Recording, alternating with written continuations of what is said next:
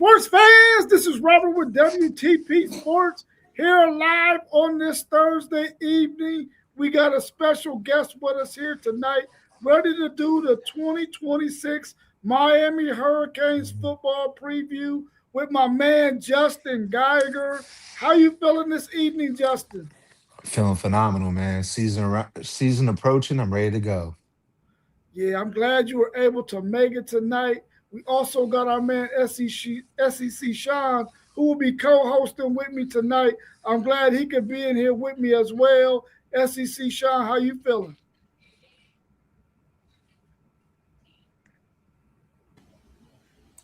Yeah, it's cutting out a little bit. So, um, yeah, no, I'm glad. I'm glad to see you on here, Justin.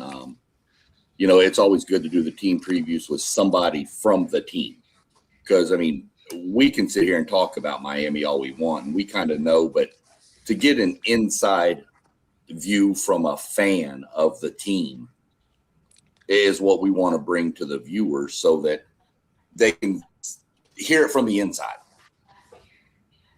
Yeah, that's a fact. Both of y'all's teams met up in the college football playoffs last year in College Station, Miami, Texas A&M. Did that game. Well, of course, it went the way Justin wanted it to go because they won it. But how did y'all feel about that game? And if the weather was different, SEC Sean, do you think I would have had a better chance of winning that game? You know, it was a phenomenal game. The atmosphere at Kyle Field was electric, which, I mean, it would be if we played Tarleton State there. That's just the way the Aggie fans are. But Miami had a good crowd. Miami had a squad last year. I think it was a defensive struggle. And I think we've talked about it numerous times, Rob, that A&M's problem last year was the defense would be playing phenomenal and they'd get popped with a long run. And it happened. And then Marcel Reed threw the pick, of course, in the end zone, which everybody's harping on him. But, I mean, you're trying to make a play to tie a game at the end in a playoff game. He probably forced it a little bit, but I thought it was a great game. I thought it was good. I think that was, both teams' first time in the playoff. So, it was really good to get two new bloods in there a little bit. And Miami and A&M have had some pretty good games throughout the past couple of years. We've played a few times, and they've been. I mean, Miami mollywopped us one year down there, but it's been a good little battle. Miami's a classic blue blood team, so that was my take on the game. I thought, in all honesty, I think the team that was more balanced won the game. Yeah, Justin, how'd you feel about that run y'all made last year in the college football playoffs? It was a long time coming. Be honest with you, Brown. I mean, I've been a Miami Hurricane fan my entire life. Used to go to the Orange Bowl when I was a kid. We were a great program for a long time, especially growing up. And we struggled for 20 plus years. And last year was just a great feeling, to be honest with you. I mean, that Texas A&M game was a tough game last year. Like again, we were talking earlier, it's probably my second favorite game of the year, not because it was, you know, crazy, but at the same time, just how good both defenses played. A couple kicks here and there. If either one of us could make a field goal, you never know what could have happened. It was just a different game, and it was fun, and the run was fun. And I was in Miami. I think I told you, Brown, I was in Miami when all of the games were going on. I was in Miami when I was actually in the Keys when we beat Ohio State, which was the best feeling in the world. So it was a great run, man. I was at the national championship last year. Actually, it was a home game, so it was fun for that. I mean, that or the stadium was crazy. The tailgating was crazy. It was just a fun environment to be in, and to see it starting to, this year, not a letdown. I feel like we're better this year than we were last year. So it's kind of just a really cool, just good to be back, man, to be honest with you. Yeah, well, let's get into some of the questions that we got in our chat for you this evening. Uh, Perfect. the first one we got on the board is what do you think about Darian Mensah, and where do you rank him among the two previous portal quarterbacks that Miami had the past two seasons? Well, Cam Ward is the number one. It's not even a question. Cam Ward, he really changed our program's direction. Cristobal obviously is a very big part of that, but Ward just changed the entire. If we had a defense that year, we probably would have made it last that year too. In my eyes, Cam Ward's the number one. I got to put Beck number two just because he got us to the ship. He didn't have the best season last year, but he got us there. And then when he got us there, he played good. He played really good. And I think Mensa honestly is probably the best talent that we got out of the three portal QBs. I watched him when we played Duke. He's really good. He's phenomenal. We paid him a bunch of money to come. So, it he and his wide receiver he brought with him, Cooper Barkett, I think they're just it's hard to say. I think we're gonna make it to the ship again and be pretty close to it. So he's gonna be up there. But I got to put Ward and Beck one and two. Yeah, that makes sense because we've already seen what those two have done in a Miami uniform. We're waiting Yeah, to see what Darian Mintz is going to do. But like you said, he's probably the most athletic out of the two, the other no two. question. But we'll see what he does this season. I think he's going to have a phenomenal season, in my opinion. I do too. I'm excited, man. I have a cousin that's been going down to the spring stuff and some of the games and stuff they've been going through right now, like scrimmaging. He's like his arm is unbelievable. It's just on point, and he's much more athletic than obviously Beck, but even way more athletic than Cam was. So it's going to be great to see. Yeah, for sure. The next question we got in the chat is from Post Game of the Post Game Sports Podcast. He Mm. says, "What's your confidence level for the offensive line going into the season after losing two monsters in the NFL draft?" Losing Maloga is gigantic. Obviously, if you guys pay attention a little bit to the NFL, they're like rating him probably the best offensive lineman that came out of the draft. Obviously, he's going to be crazy. So replace him is going to be tough. But we got the number one offensive lineman in the country last year out of high school. I know people are saying he's first stage starter in Cantwell. Just a complete monster, 6'8", you know, 300 pounds. They say he's the next one. So it's gonna be hard to replace him, but I think he's big. We got Akunla from last year who was really good, Rodriguez and McCoy. So we got some really good O linemen. And one thing that I'm not worried about is our O line or D line. In the trenches, I feel like we got the best program in the country.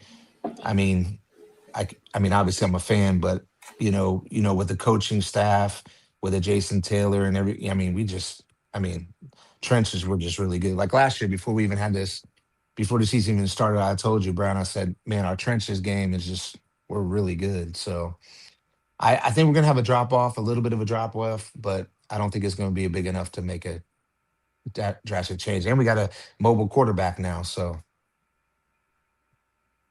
Yeah, for sure. SEC Sean, we got a question from you. You want to go ahead and tackle that one? Yeah. Something that's become interesting in college football is the tight end room. People are mhm. using the tight ends more and more and more. So, what are your expectations of your tight ends? And I'll bring them up in a second for you too. Um, Mhm. how much of an asset are they going to be looking at your wide receivers, which are loaded, and you've got a hell of a running back coming back? So, Mhm. what do you see your tight ends being more a blocker or more kind of a hybrid both? Just what are your thoughts on them? Last year they used Lofton, who's our starting tight end this year. Again, this year, more as a blocker. And I think this year even more is going to be blocking. I know it's weird. In the past, we've always had really good tight ends. Um, you know, Obviously, if you go down to Greg Olson or Kellen Winslow or just down the line of how many tight ends, you know, Lofton is really a wide receiver. But he's going to be I think just more of a blocking, but I like them throwing him out there as a decoy. Luca Gilbert, who was like the number one tight end in the class last year for tight ends, coming out of high school, so he's going in his sophomore season. He's supposed to be a great, pass catching tight end, but also a really good blocking tight end. So it'll be interesting. I don't know how. I mean, with all the what we got in the running back room and the wide receiver room, it's hard to say. But I do think Lofton is unbelievable. I mean, they even ran him as a running back last year, a couple plays. So that just shows you how athletic he is. Um, but I mean, we got so many players this year. I mean, this is the first time I can tell you that it's going to be hard. I mean, they could throw anything out there and see what happens in a way, you know. Oh yeah, it is. Luka did towards us. Yeah, that is true. I just see the notes on there. But he was supposed to be the backup tight end. So Are the two kids here brothers, Hunter and Jackson? I don't think so. Harvard. Okay. It's not like a normal last name Yeah. like Smith or something, you know? So I was like, Not I that wonder if they're brothers. I don't know of that. I don't know that for a fact. I don't think so, but maybe they are. I don't know. Good question. Yeah. Yeah, our man Deepwater 1301, he said people are sleeping on Ben Cogden, the 6'8", 330 lineman. What's your thoughts on him, Justin? I mean, what I've heard in camp and also in the spring game stuff is he's unbelievable. But again, it's a guy that hasn't really been there for us to know a ton about. I know a lot of the locked in Canes people are talking highly of him. Um, I mean, he looks on paper, it looks unbelievable, but you know, they all do, right? You know, so hard to say. I mean, he's a name that they're throwing out there like he's going to be one of those players this year. So we'll see. All right, SEC Sean, you can take over again.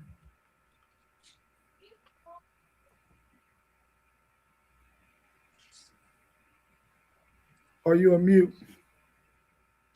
Yeah, I was trying to get back to the questions. Oh, So this is something that I noticed a little bit last year with Miami and their use of Malachi Tony in the Wildcat or whatever they were calling it.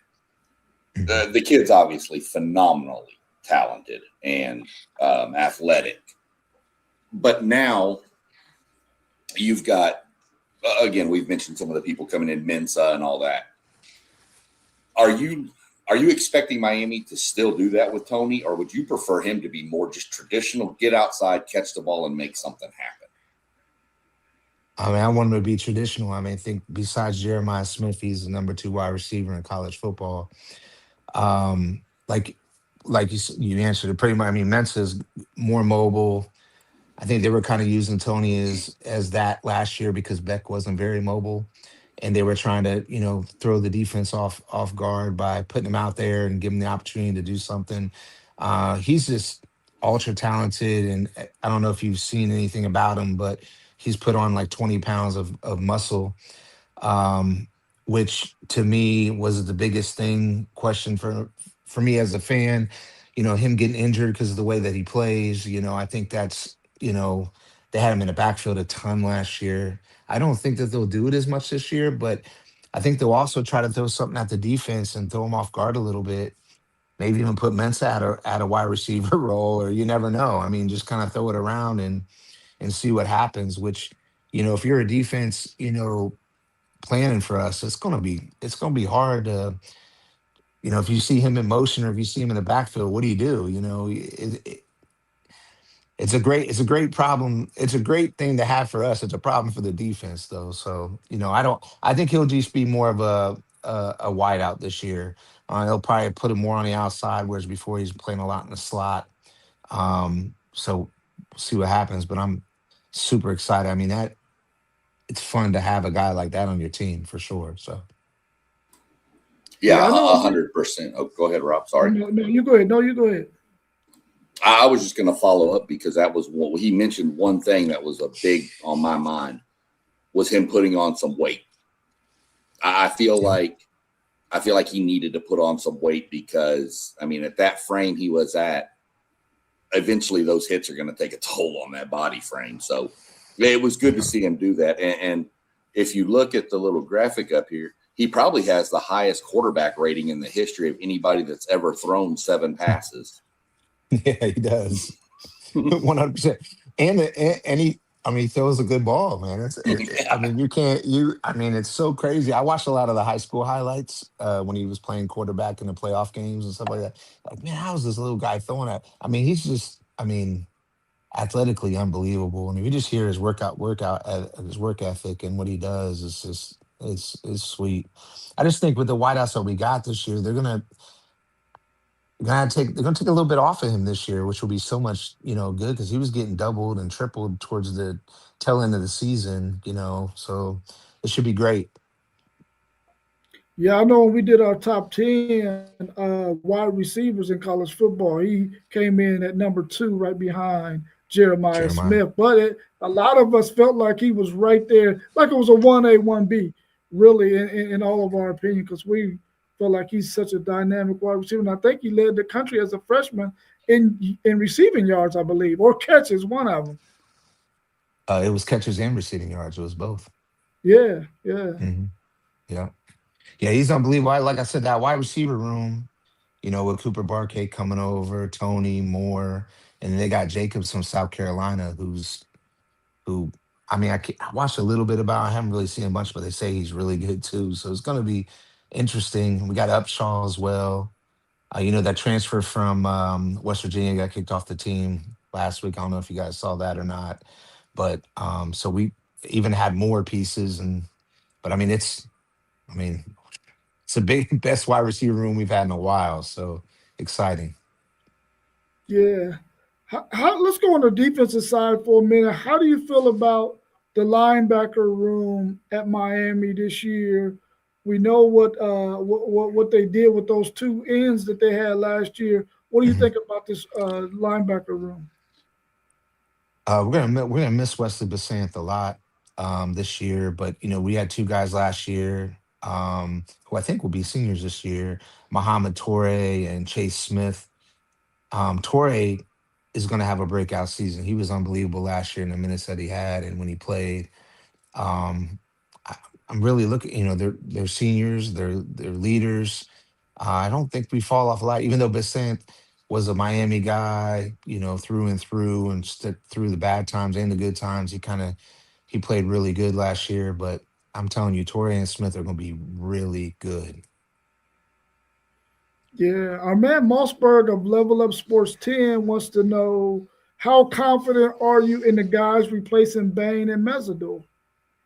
Yeah, man, it's hard to say, right? Like Bain to me was probably my favorite player coming through Miami in a long time. You see what he's doing in Tampa Bay already, what they're talking about, how both him and Mesdor, how high they got drafted. We went out and spent big money again and got Damon Wilson from Missouri. Arguably, if you're comparing, he's going to be a Bane type of player when you look at stats.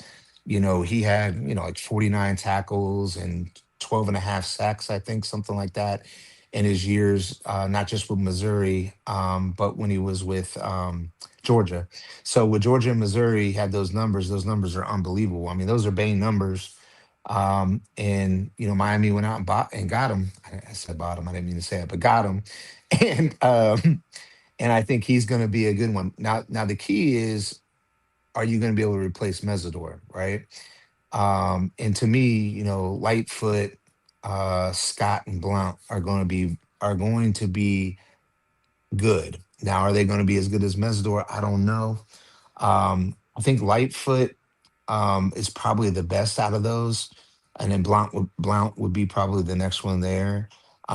If you're asking me what's the biggest question, that would be that other side on our defensive line this year. To me, that would be the biggest question. I think the Wilson side is he's going to be unbelievable. So I was talking to Joey Galloway, he works for obviously ESPN. We were kind of talking about it as well. Um, Big thing is Wilson's going to be a top 10 pick next year. So it's going to be interesting how that other side uh, can make up what Mesidor brought last year. Yeah, we want to thank our man Wiz for being in the chat with us as well. He's a huge Notre Dame fan, so I know he was going to be watching this one closely being a Mm. huge Notre Dame fan and knowing that's one of the marquee matchups on the Yeah. schedule this year for Miami. SEC Sean, you can take over these next two.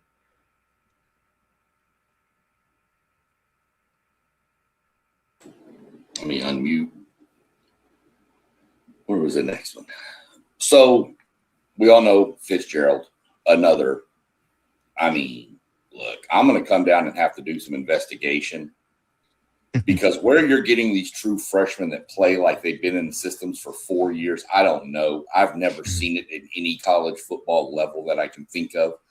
I guess I mean Jeremiah Smith, but that was insane what that kid did on the back end, Fitzgerald. So Yeah. outside of him, Mhm. how are you feeling about your whole secondary as a unit?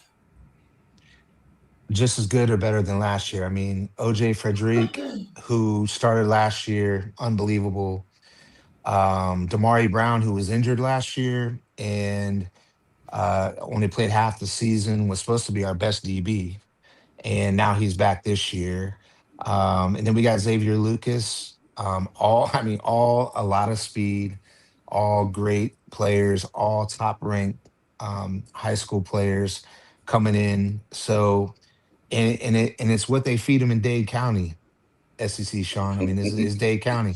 So you got Jeremiah Smith, who's from Dade County. I mean, it's what they feed them. You know, they're playing all year round, where, obviously different areas of the country aren't playing all year round and serious about football, right? So, um, again, I am very, very happy about what we got going on in the secondary. So I think last year, if you saw the first half of the championship game, where we didn't have starting safety because he had the targeting penalty in the game before, and we played kind of safe and prevent. And then second half when he played, how the game turned in our favor against Indiana. Um, I think this year is even going to be better. I just think they got a year beneath them, and also that experience of playing a national championship and what we did and what we didn't do. I think that's just going to resonate, and we'll be ready to rip.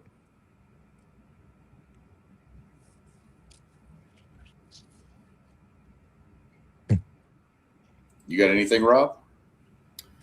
No, because Fitzgerald was on our list of, I think he plays safety, right? Yeah. He was on our list Yep. as top 10 safeties, man, and we were impressed. Mhm. And I was teasing SEC Sean about the fact that he got 2 interceptions in that game, in that college football playoff game, and one of them sealed the victory for them. And I really like Fitzgerald, and I was blown away by the fact that he was a true freshman out there balling like that on the biggest stage. Oh yeah. Yeah, you're gonna see OJ Frederick right now and Damari Brown. You guys are gonna know their names very quickly too. They're that good. Like Damari Brown, like I said, he was the number one DB we had, and he went down. So he's full throttle this year. Be ready to go. Yeah, 100%. I mean, that Fitzgerald kid, man, he was damn everywhere. I think last year on against us for sure. Every time I looked up, there he was. I was like, good, do something. Yeah. Get him. He needs a water break. Get him off the field. He needs a targeting penalty, is what he needs. Something, man. Good Lord. I'd have taken pass interference at that point, but whatever. Facts. So we kind of mentioned a little bit, and I know the game between our squads, the wind had a huge effect on it, but kicking game was a problem for both squads. We went out and addressed ours, of course. I'm curious how you feel your kicking team, and not just the field goals, your whole special teams unit, but really, how do you feel y'all have addressed the kicking game this year? Well, they got a grad transfer. I think his last name is Olson. And supposedly he's our starter. Don't know much about him. I mean, we're gonna try to put up 1,000,000 points. So I don't know. Kicking might not be Right. the biggest thing, but we've always had a good punter. That Dylan Joyce has been really good. I mean, we've gone through our Australian football players that become our punters, and I mean, he's the next one up for us. He was our punter last year. The kicker, I don't know much about. I know he's a grad transfer. His last name is Olson. I do know that, and they're very highly of him. I don't know that we went out and spent money like we did everywhere else to try to get Right. what we needed, but they say he's a really good kicker. So I don't know. They'll say I'm hoping the first couple games we score 40 or 50 points, and then we start thinking not thinking about kicking field goals very much. So Well, we'll see what yeah, happens.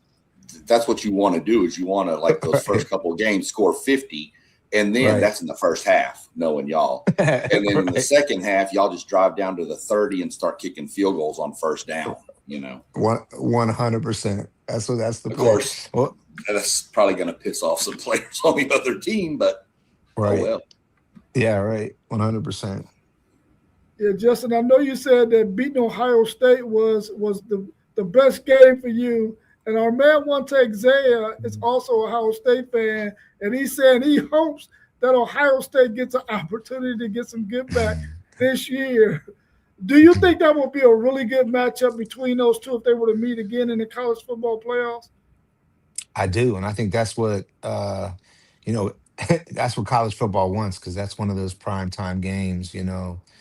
I think Jeremiah Smith going against his hometown team, that game alone, was an unbelievable game for me. I mean, I was in the, you don't understand, living in Columbus and being from Miami and being a Hurricane fan. And I was actually here when we lost in 01, 02. And a lot of my friends are Ohio State Buckeyes. So it's just tough. But so, yeah, I think it would be a phenomenal game again. Actually, they have a much tougher schedule and a much tougher way to get there this year than they would have last year. So, if they make it and they get to that far and we make it and get to that far, I would be and I'm there. So whatever it costs, I'm there. So that would be phenomenal. So Yeah, I know I made a bold take, and I know One Take Zay don't want to hear me say it again. But I said with the schedule Ohio State got, my bold prediction is they are not going to make the college football playoffs this year.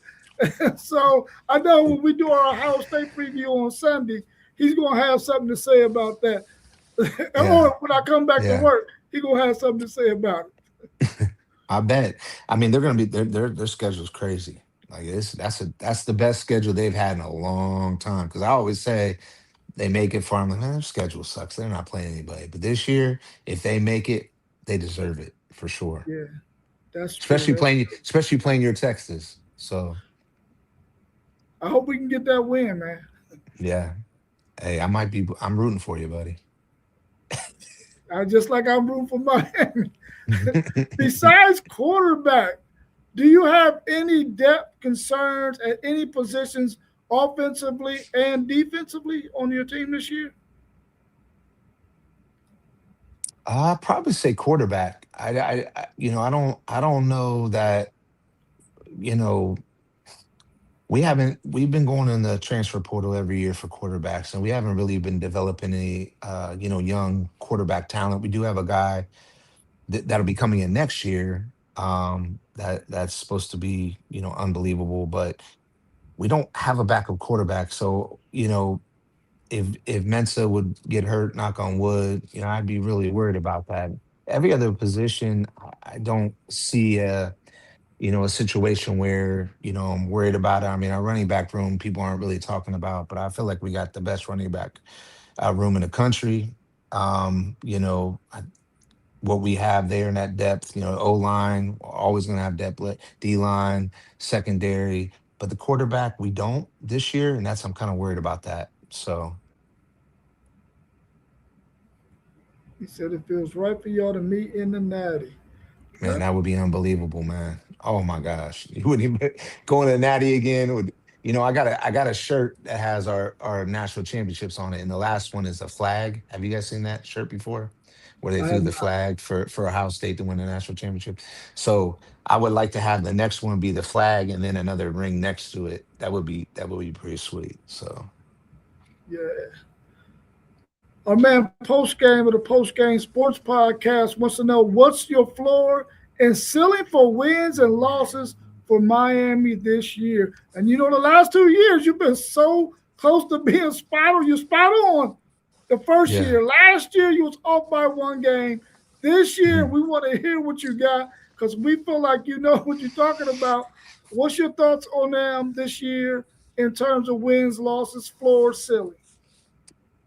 Yeah, I mean, Sean brought it up before we started speaking. I think there's two games this year that on paper, one of them you're like, I don't know, Clemson's not very good, but an at Clemson game, I worry about. I still think we win it. I just think it's close. And then the other would be Notre Dame, November 7th. At Notre Dame, I mean, as a fan, you're saying, "Oh, we're winning that game. We're winning that game." But I think it's going to be tough for us to win. So I think we go through the regular season with one loss, and it's at Notre Dame. I think we'll have a close game. We'll have a close game at Clemson. And then the only other game that I think is going to be a game that's going to be a tough game because they always play us tough, even though it's at home. It's going to be VTech. So that'll be a tougher game, like maybe one of those close games. But again, like I said, this year one loss at Notre Dame, Yeah. All and I right. think that game is going to be close too. I don't think it's going to be a blowout either way, but it is the nighttime prime time game. I mean, that place is going to be loaded because they felt they should have been where we were last year. Um, I feel like I'm not a conspiracy theorist, but I also feel like there's going to be some calls that I'm not going to like as a Miami fan.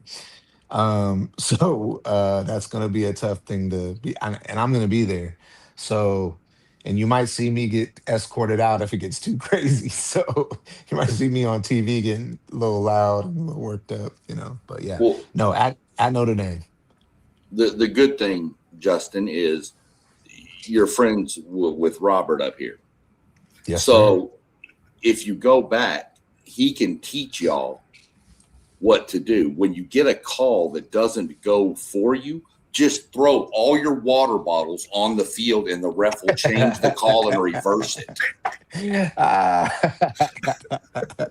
hey, facts. You are right. 100% right.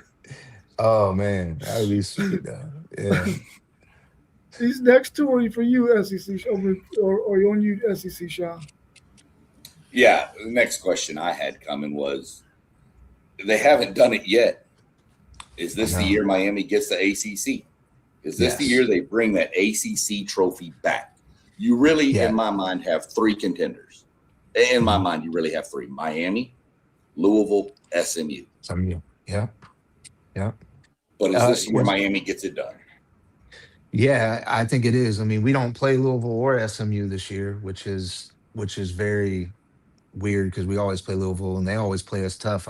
Me and Brown talked about it the last 2 years. Those are always games. I'm like, man, Louisville for some reason.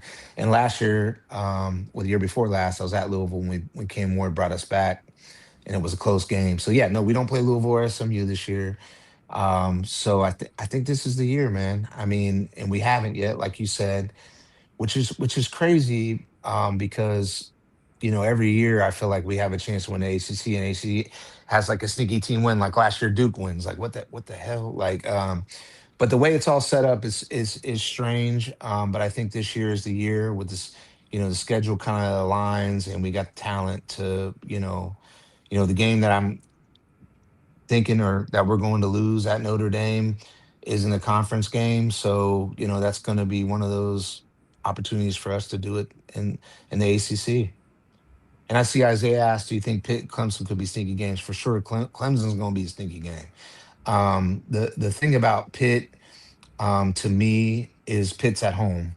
If it was at Pitt and it was the wintertime and it's cold, you could always count on it being a little tough for us because we don't like the cold, and I don't either.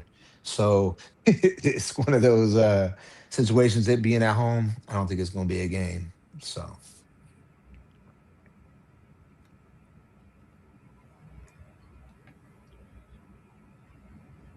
The last one came from Level Up Sports 10 here. Wanted to know, with the talent y'all have, is it title or bust?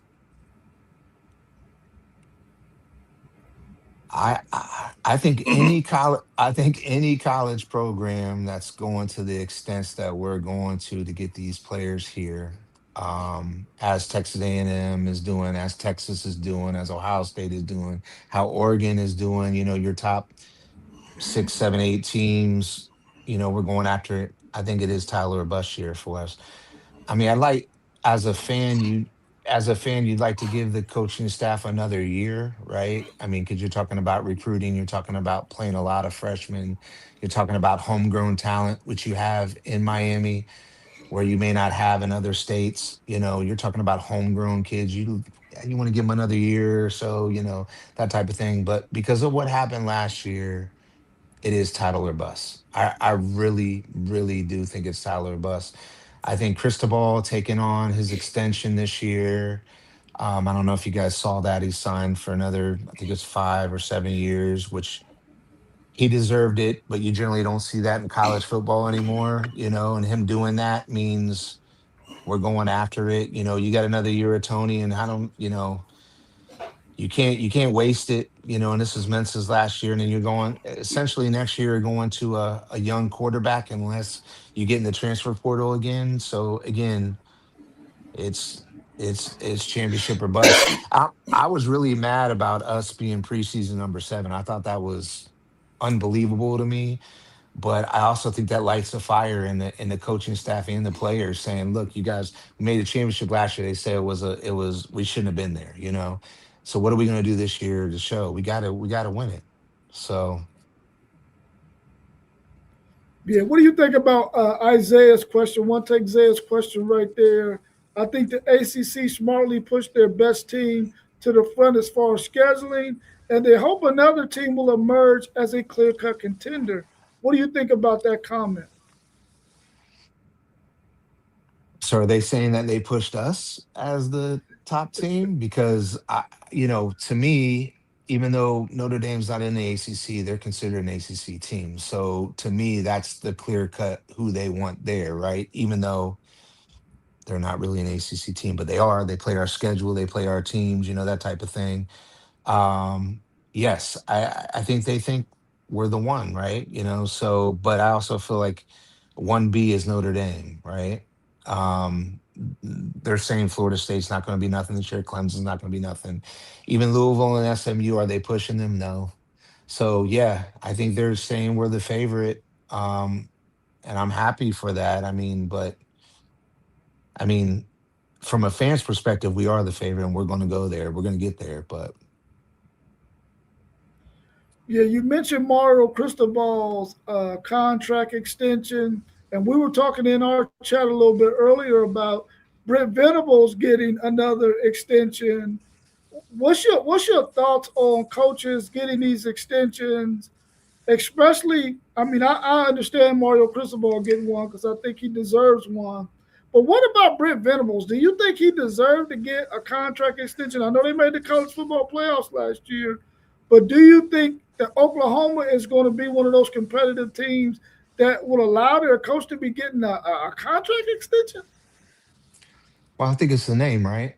I mean, if you're able to run a program with that kind of name and you make it, even though they're not the Oklahoma of the past, they're still Oklahoma, right? I mean, he's able to recruit. They're still getting players. I mean, they're still, he's still managing that, and they made it there. I mean, I think that's pretty much what it's going to be about. Even I don't know if it'll be as much when they expand the CFP. That may change the way they look at the coaching and extensions. But right now, with the how many teams are getting in, and if your team's making it, and the money that team and that conference is getting, I mean, they're gonna. And as long as you're not, as long as you're dealing with these kids who are almost professionals now already in the college landscape, and you're doing a good job at it, I mean, you gotta hope to keep the coaches. I don't think they had this. I don't think Cristobal even cared about signing 5 or 6 years because he's going to stay in Miami as in my opinion probably forever. But again, I think the Oklahoma coach deserves it, and he should have gotten it because of the name and where they made it to last year. In my eyes. SEC Shad, you got any more questions for Justin before I ask a couple of more? You kind of touched on the Cristobal thing. That was where I was heading. Not a real big deal. No, go ahead and knock off some of yours, and I'm sure something else will pop into my head while you're going. I'd like to know from you, Justin, if you had to pick the top 4 teams to get those top 4 slots Going into the college football playoffs next year, what would those four teams be if you had to come off the top of your head right now? I think Texas is going to be one of those top four teams. I think if when they beat Ohio State, that'll put them in the front there to get that pick because of where they're preseason ranked. I think Oregon's going to be there. I think they'll have a chance if they beat Ohio State. I know it's crazy just throwing Ohio State out there, but if they beat Ohio State, they'll be a top four team. Um, and then obviously us. And I even think if we don't beat Notre Dame, I think it would be Notre Dame as well. So that's the top four teams that I'm thinking. Process of elimination with a lot of these teams are playing each other, right? So I think it's going to matter where the game's at, right? So like if we lose at Notre Dame, will that really hurt us, right? And if we go through the rest of the season and win out, or if it's a close game, you know. So all those things are going to matter. But I think Notre Dame, Ohio State, Oregon, and Texas are my four before the season starts. One thing Zay wants to know about Jackson Cantwell, and he wants Oh, to know lineman. what are you hearing about him and his development, and does a Mhm. lot of his success depend on the development of him on offense? Yeah, that's the guy I was telling you guys about earlier about when we lost Francis Maloga. I mean, he's I think 6'8", 6'9", number one offensive lineman in his class. He came to school early last year. He's been practicing with the team even from uh like like I think probably like 3 or 4 games before the end of the season and through the playoffs. So he's been there all winter, going through all spring and now ready. I mean, he's the one. So I think Ohio State had him, Georgia, Alabama, everybody was up to grabs to get him, and he came to Miami. So, man, that's one guy that I'm super excited about, like Maloga was for us. And again, a freshman and starter, and they're saying he's whenever he goes is going to be number one pick automatically. That's just crazy to hear, but a lot of expectations on him for sure. You got anything SEC, Shaw? Yeah, I was going to mention. I see you put a poll up, so I was going to mention to everybody in the chat real quick. I do have a question coming for you, Justin. After this, real quick. Okay. The question in the poll is: will Miami win the ACC championship?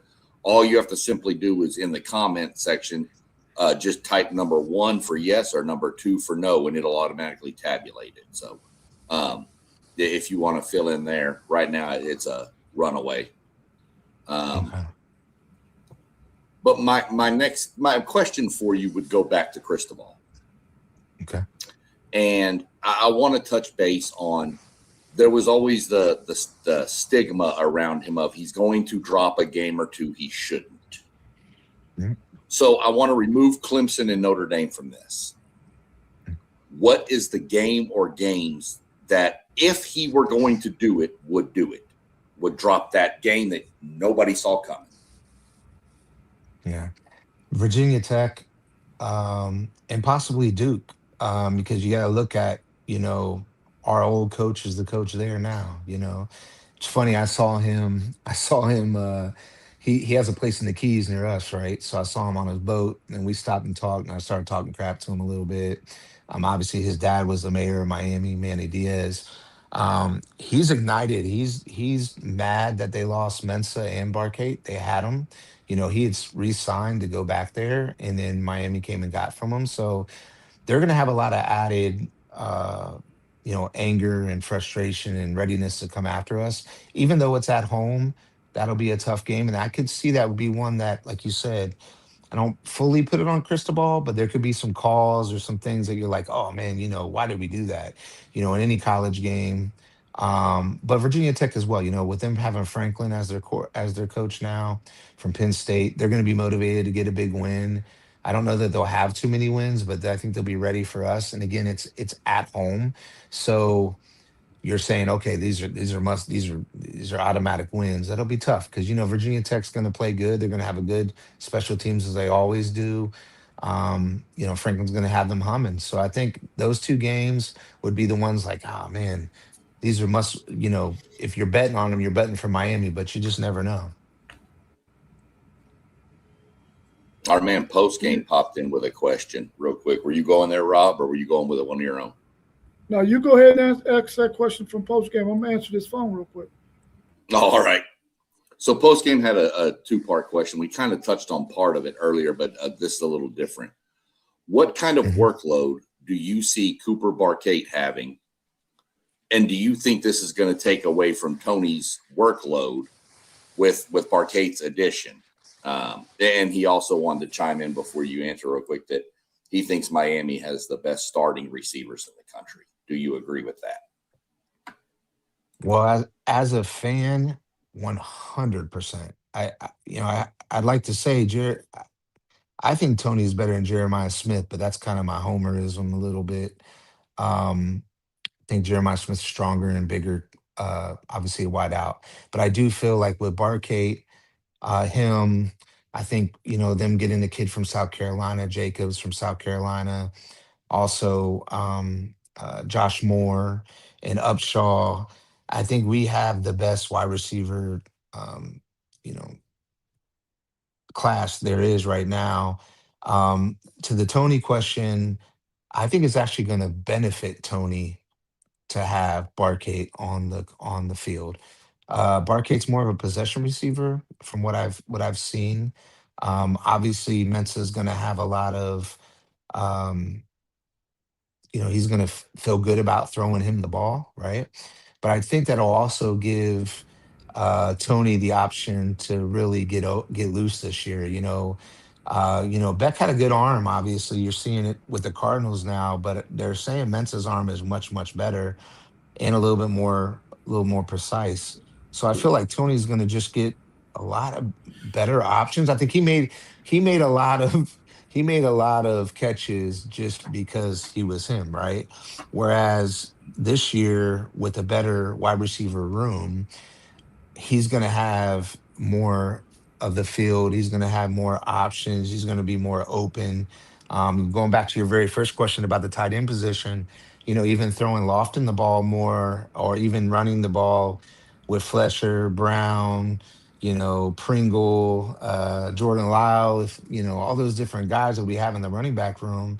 I mean, I think he's just going to have more and more options. I think he's even going to have a better year this year. I think he's having a better year this year, or this coming year, than he had last year. I really do.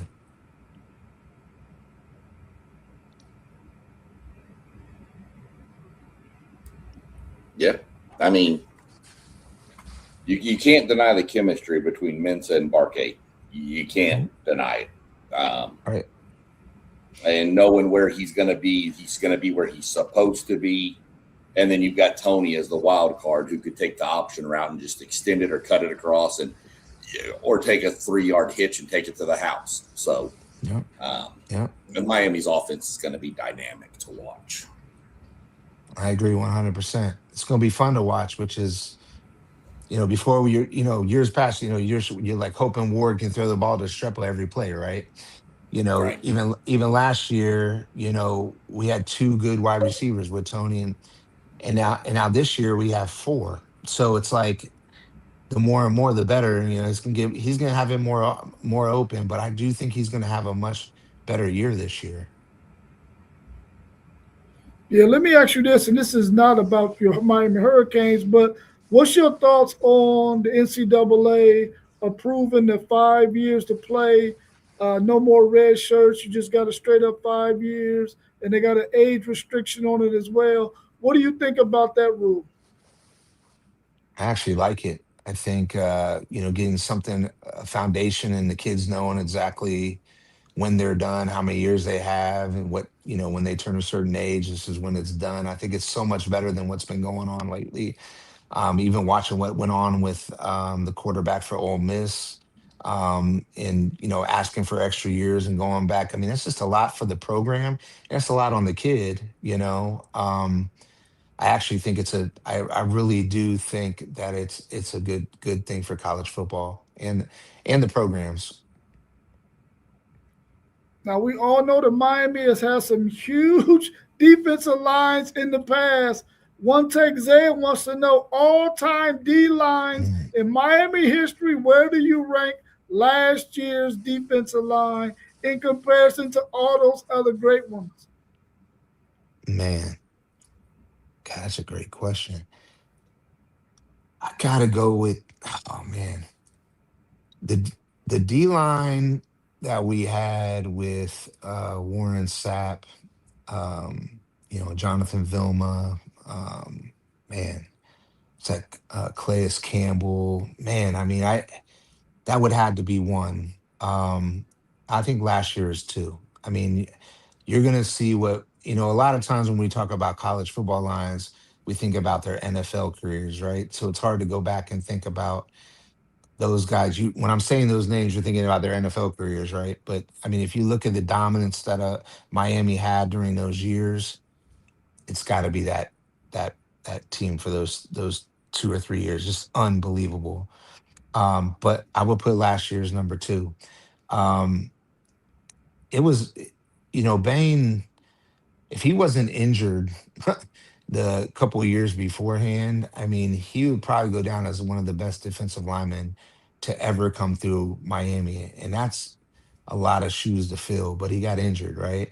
So you can't really say anything. But last year's dominance, if you watch in the trenches, even any of the, I mean, Ohio State alone, if you watched the way Mesidor and Bain completely humiliated Ohio State's offensive line, those two players alone, you got to put them up there because they were just unbelievable. And if you watch the Texas A&M game, we go back to Sean's team. I mean, if it wasn't for those two ends, I mean, we brought up Fitzgerald and him being all over the field, but he was able to get all over the field because of Mesidor and Bain, right? So number two, easy, not even a question. Number two, Jason Taylor got them guys humming. He really does, man. He really got them going. I don't know how much longer we're gonna have Jason Taylor, but as long as we have him, he's done a phenomenal job. Well, I had finally got the nightmare of Mesidor and Bain chasing Marcel Reed around. Oh yeah, I haven't man. got over the Fitzgerald one yet, but that one I had finally got over the other ones, and now they're acting. Thanks a lot. I'm gonna have to take some NyQuil or something to get rid of that. Well, hopefully we get to play again. Wouldn't that be great? No, that D line was phenomenal. That Yeah, was one of A&M's strongest O lines recently, and they just yeah, told them get out of the way. yeah. What was the O line player you guys had last year? Was like number one in the country, and he was struggling with he was Basantis, struggling. Yes. Chase Yep. Basantis, Yep. number 71. Yep. Yep, Yeah.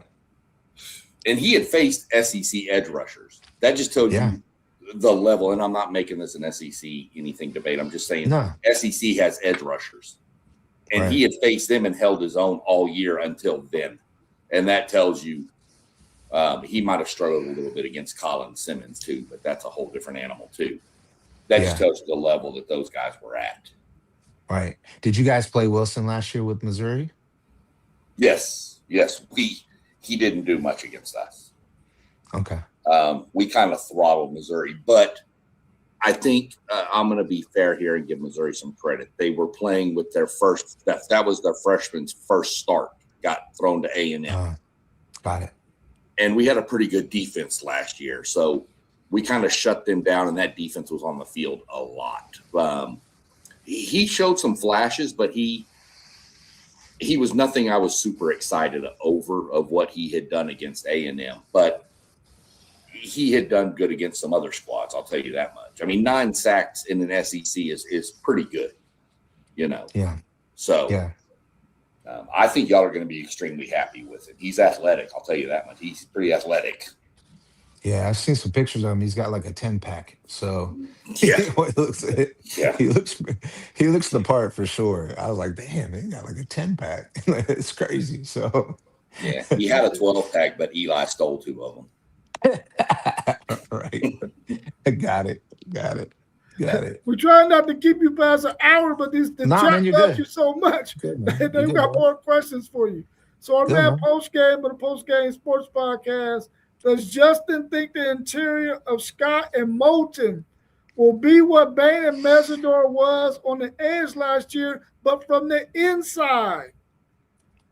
I Yes, and I think I said this earlier. I brought their two names up, along with Lightfoot and Blunt, because of Wilson and his ability. Like Sean just brought up, you have those two guys coming from the inside, and again, you got one of the best trenches coaches out there with Jason Taylor. They'll be ready, and I do think they'll be coming from all angles. Like I said, defensively, even though we're losing one of second best line we've ever had.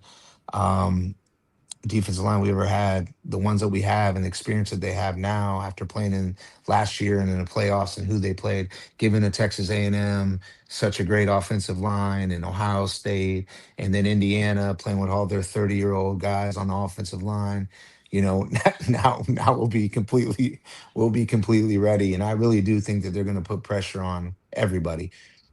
Camp is saying, I mean, my cousins have been going to the camp and the spring games, that the defensive line looks just as good or better than last year. Yeah, that's what one take say is saying as well, that this line has the potential to be better for sure. Yeah. I know back during the Tom Herman era at Texas, he didn't allow for former players to really come around the program. Last year, when Miami made that run, we seen, and even before that, we've always seen players on their sideline. As a fan, how important is it for you as a fan to see all of those former players on the sideline, really rooting on their program that they play for and the team that they represent for the rest of their life? They're what they call them, lifers or whatever. Yeah. Well, I knew that the slogan is Green Tree made me. That's Green Tree Street where the practice facility's at.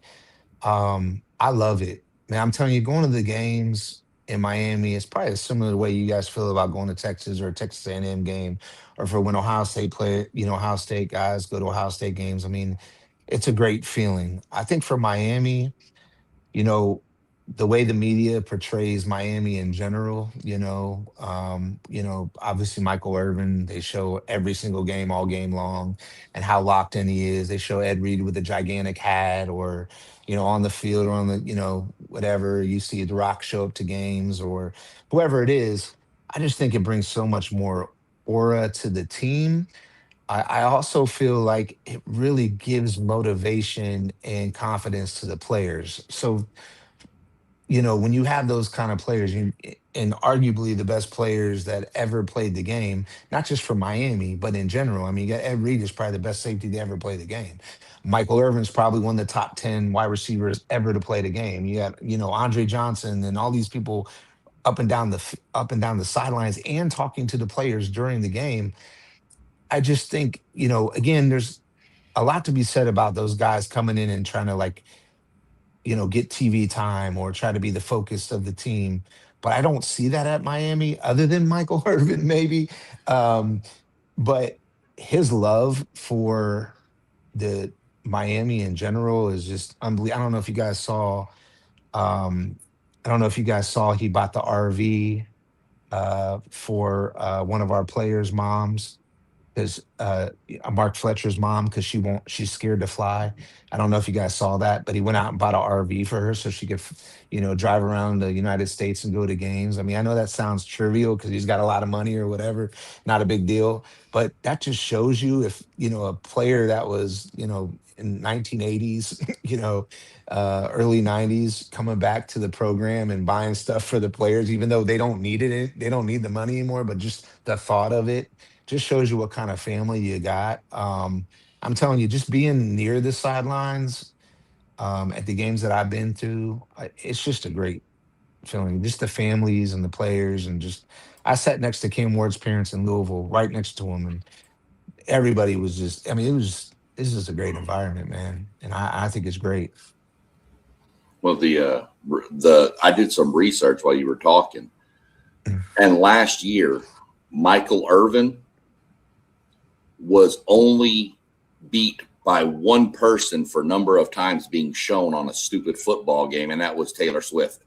I didn't even know that. That's actually I'm just messing around. that's pretty. Oh, I was like, damn, that's crazy. Dang. Oh, no, I would have bet it. It's funny because all the Ohio State, obviously all the Ohio State fans around are Yeah. like, man, all they do is show Michael Irvin. I'm like, man, but they do show him a lot. You're 100%. Yeah. And Taylor, you are. I was gonna say that's actually probably a good stat, but It might be. no. If I looked it up, it probably would be true. That's the bad thing. Right. Uh, Yeah, he's yeah, no matter energized, what, man. and no matter what, you and I are kind of tied anyway without you even knowing it. Why's Because that? one of the kids that I did 7-on-7 football with was your quarterback for a year, Who's that? De'Aaron King. Oh yeah, I like Derek Yeah. King a lot. That From kid had Houston, I so much liked him a talent, but lot. then knee injuries messed him up. Yeah, he was. But yeah, That's another guy that I guess that would be the first quarterback in the transfer portal that we were really, really high yeah, about. And like you said, him getting injured. Oh man, he was. Oh, before he came to Miami, I would. If Brown would have had this this channel, I would have talked all about Derek King. He was unbelievable, unbelievable. And they had a wide receiver core that year. They would have. Oh, talk yep. about talk about sad, but. No, I know. I Man, hated it, but damn. that's Hmm. football. That is 100% right. 100%. Well, Justin, we appreciate you giving us an hour of your time. No worries, man. Everybody in the chat, thank you so much. But before you go, Justin, give us one time. Are you ready for the U? Are we ready? Let's go. I'm excited. I'm really excited, man. So be ready at the end of the Yeah. year when we get a national championship. We'll get on this again and just see where I'm at. Actually, I'll do it from the game if you want to. Oh, yeah, for sure. That's why I had to put this in the background today so you guys see this is where we were last year. I was there. Yeah. So, Yeah. All right, have a good rest of your evening. We You too, appreciate guys. it For sure. so much. Hey, nice to meet you, Sean. You too. All right, buddy. Have a good one. All right, y'all. Peace. All right, peace.